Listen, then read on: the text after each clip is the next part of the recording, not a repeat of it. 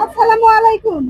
উপস্থিত আমার প্রিয় 18তম নিবন্ধন ভাইবা বঞ্চিত প্রার্থী শিক্ষার্থী ভাই বোনেরা, বিভিন্ন প্রিন্ট এবং ইলেকট্রনিক্স মিডিয়ার সদস্যবৃন্দ এবং আইন শৃঙ্খলা বাহিনীর সদস্যবৃন্দ সহ উপস্থিত সুধী মণ্ডলী, আশা করি আপনারা সবাই ভালো আছেন।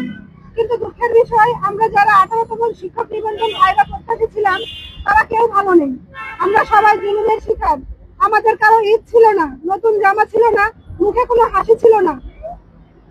কারণ একটাই, আমরা যারা 18তম শিক্ষক নিবন্ধন ভাইভাই উপস্থিত হয়েছি তাদের মধ্যে বৈষম্যমূলক ভাবে 23,000 ভাইভা প্রার্থীকে ফেল করানো হয়েছে। যা বিগত যত রেজাল্ট ছিল সবকিছুর পরিপন্থী এবং এটা উদ্দেশ্য প্রণোদিত। এখন আমরা কেন বলতেছি এটা উদ্দেশ্য প্রণোদিত তার ব্যাখ্যা এখন আমি আপনাদের দিচ্ছি। আপনারা নিজেরাই বিবেচনা করবেন আমাদের সাথে কতটা বৈষম্যের শিকার হয়েছি আমরা আমাদের সাথে কতটা বৈষম্য করা হয়েছে। আমাদের দাবি সমূহ আপনাদের আগে জানাতে চাই।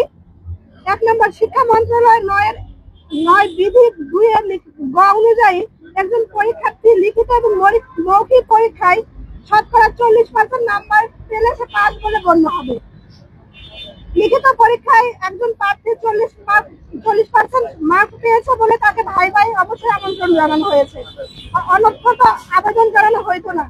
এখন ভাইভাই পাস করতে হলে একজন প্রার্থীকে 40% মার্ক পেতে হবে, যেটা আমাদের কাউন্ট আছে 20 মধ্যে 12 নাম্বার আসে আমাদের বিভিন্ন সনদ, এসএসসি, ইন্টারমিডিয়েট এবং অনার্স। এই 3টা সনদ মিলে 12 মার্কস কাউন্ট করা হয়, যেখানে অধিকাংশ ছাত্রছাত্রীরা 12তে 12 মার্কস পেয়ে থাকেন। যাদের ফার্স্ট ক্লাস তারা 12ই পেয়ে থাকেন। আর বাদ বাকি রইল 4। এই 4 এর মধ্যে 8 রয়েছে, বাদ বাকি 8, 12 এর মধ্যে থাকে 8। এই 8 মার্কের মধ্যে রয়েছে ড্রেস কোড, আচরণবিধি এবং বিভিন্ন প্রশ্ন তারা জিজ্ঞাসা করে থাকেন। তো এইখানে 3.2 নাম্বার পেলেই পাস। আমাদের অনেকেই সবগুলো প্রশ্নের সঠিক উত্তর দিয়েছে এবং প্রশ্নের সময়সীমা ছিল 1 মিনিট থেকে 2 মিনিট। আমাদের অধিকাংশকে জিজ্ঞেস করা হয়েছে আপনার বাড়ি কোথায়, আপনার নাম কি, ঠিক আছে আপনি আসতে পারেন। অনেকে জিজ্ঞাসা করেছে আপনি কোন জেলা থেকে অংশগ্রহণ করেছেন, অনেকে জিজ্ঞেস করা হয়েছে আপনি জুলাই গণঅভ্যুত্থানে অংশগ্রহণ করেছিলেন কিনা। আমাকে জিজ্ঞেস করা হয়েছিল একজন অর্থনীতিবিদের নাম বলেন, একজন নোবেল বিজয়ীর নাম বলেন। আমি ডক্টর মোহাম্মদ ইউনূসের নাম বলেছিলাম। আমার তো মনে হয় আমার এই নামটা বলাই আমাকে ফেল করে দেওয়া হয়েছিল। নয়তো এছাড়া আমার সার্টিফিকেটে আমি 12 মধ্যে 12 পেয়ে থাকি। আমাকে প্রশ্ন করা হয়েছিল আপনি কোন জেলা থেকে এসেছেন, আপনার নাম কি, এবং একজন অর্থনীতিবিদ অথবা একজন নোবেল বিজয়ীর নাম বলেন। ডক্টর মোহাম্মদ ইউনূস আমাদের নোবেল বিজয়ী, ওনার নাম আমি কেন বলবো না। এছাড়া আরো কিছু বৈষম্যের আমি আপনাদের তালিকা দিচ্ছি। সমস্যা হলে আপনি আমাকে কিছু কিছু বোর্ডে ভাইরা প্রত্যাশী ছিল, এদের মধ্যে একজনকে পাস করে দিয়েছে। আবার কিছু কিছু বোর্ডে 30 জনের মধ্যে 27 জনকে পাস করে দিয়েছে। তাহলে এটা কোন ভিত্তিতে করেছে আমাদের আসলে জানা নাই, এটা জবাবদিহি করবেন এনটিআরসি। এছাড়া বিগত যে ভাইভা নিবন্ধন পরীক্ষাগুলো ছিল 16তম এবং 17তম নিবন্ধন পরীক্ষা, সেখানে যথাক্রমে 92.15% এবং 95.2%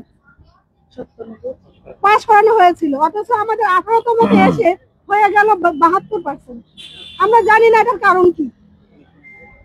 যেখানে শূন্য পদ 1,10,000-এর উপরে, 1,10,000 শূন্য পদ রেখে ওনারা মাত্র 60,000 পাস করিয়ে কি বৈষম্য, কোন কারণে বৈষম্য করেছে আমাদের জানা নাই। তবে কি নিয়োগ বাণিজ্য, তবে কি তাদের প্রধান উদ্দেশ্য নিয়োগ বাণিজ্য এবং আমাদের যে এনটিআরসি ভাইভা প্রত্যাশী ছিল তাদেরকে উদ্দেশ্য প্রণোদিত ভাবে বর্তমান সরকারের বিরুদ্ধে আমাদেরকে আন্দোলন নামানো, এছাড়া কোনো উদ্দেশ্য আমরা দেখতে পাই না। এবং আপনারা বিগত রেজাল্ট গুলো পর্যালোচনা করে দেখবেন, এছাড়া ওনাদের কোনো উদ্দেশ্য নাই। আপনি তো বলেন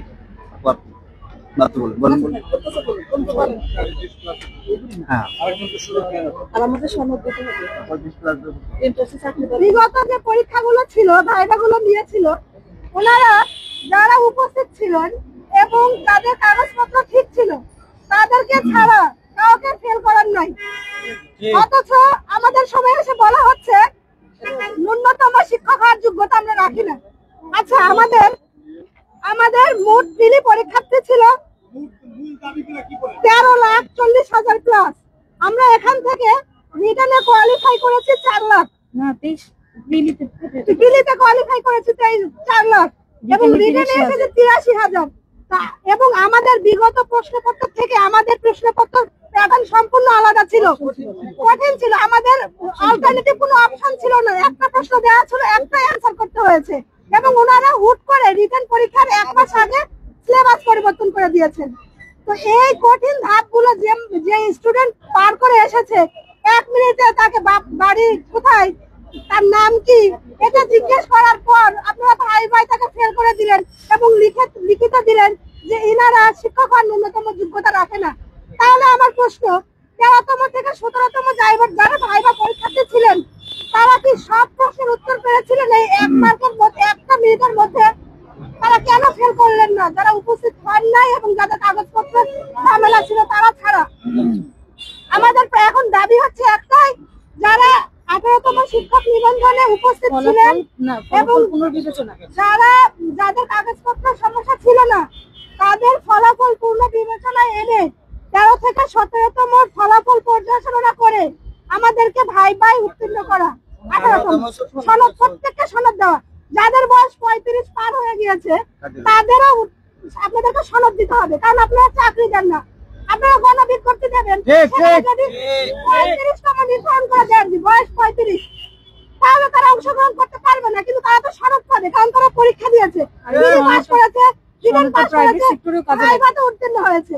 তারা আপনাদের গণবিজ্ঞপ্তিতে অংশগ্রহণ করতে পারলো না, কিন্তু তারা একটা প্রাইভেট হাই স্কুলে জব করতে পারবে, কারণ তারা এটা পাওয়ার প্রাপ্য। আমি ভাইভাতে অংশগ্রহণ করেছি, এর আগে 35 যারা বয়স ছিল তারা যদি পায়, তাহলে 18তমরা পাবে না কেন? প্রিলি পাস করেছে, রিটেন পাস করেছে, তাদের সাথে এই বৈষম্য কেন? আপনারা প্রিলি থেকে ভাইভা পর্যন্ত 22 মাস সময় লাগিয়েছেন, তাহলে একজন পরীক্ষার্থীর বয়স 35 হয়ে গেছে, এটা কি তার দায়? না। আপনারা করোনা মহামারীর জন্য 4 বছর পর সার্কুলার দিয়েছিলেন, 4 বছর পর 22 মাস পর আপনারা ভাইবার রেজাল্ট প্রকাশ করলেন, তাহলে দায়টা কার? আপনাদেরকে জবাবদিহি করতে হবে।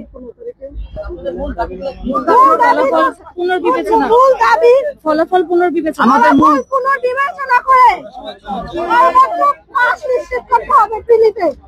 তার সাথে সাথে আমরা বলতে চাই, আগামী 15 জুন চ্যালেঞ্জের কোনো অপশন এনটিআরসি তে নাই। আপনারা একটা বিষয় জানেন, এটা কি এনটিআরসি তে পাস মানে জব না, ওনারা আমাদেরকে চাকরি দেয় না, ওনারা শুধু সনদ দেয়। এই সনদ এবং ভাইভাতে ফেল করিয়েছে। আমি একটা কথা বলে রাখি, ভাইভাতে কেউ যদি 2 মার্ক পেয়ে পাস করে থাকে, তাহলে তার এই 2 মার্ক পরবর্তীতে মেধা তালিকায় কাজে আসবে না। কেউ যদি 40 মার্ক পেয়ে, চ্যালেঞ্জের কোনো অপশন নাই, কতটা উদ্দেশ্য ভাবে আমাদেরকে রেজাল্ট দিয়েছে বলি, তারা ভাইবা নিয়েছে 7 মাস ধরে, ভাইবার রেজাল্ট দিয়েছে 3 দিনের মাথায় এবং ঈদের জাস্ট আগে, যাতে আমরা কোন রকমের রিড করতে না পারি, কোনো আন্দোলন করতে না পারি। সবাই মানে এতটা উদ্দেশ্য পরিচিত ভাবে এনটিআরসি পাবলিশ করেছে রেজাল্ট, আমাদেরকে পুরোটাই তারা বৈষম্য স্বীকার করেছে এবং উদ্দেশ্য পরিচিত ভাবে। আসেন আপনি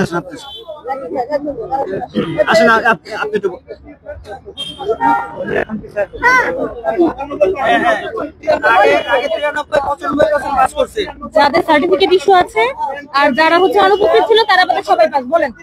বলে দেন যাদের সার্টিফিকেট ইস্যু আছে আর যারা Immigration to Canada. We provide the best quality service and solution for Canada immigration. Please visit our website and contact for details.